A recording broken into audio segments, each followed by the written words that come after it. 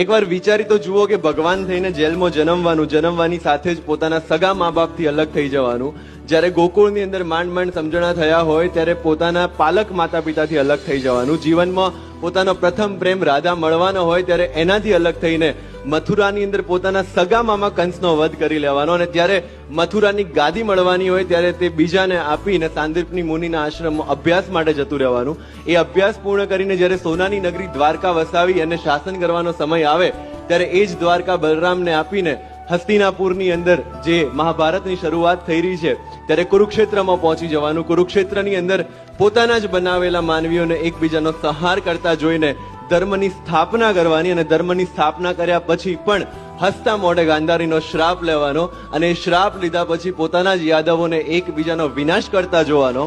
અને છેલ્લે પોતે ભગવાન હોવા છતાં પણ એક પારધીના તીરથી સામાન્ય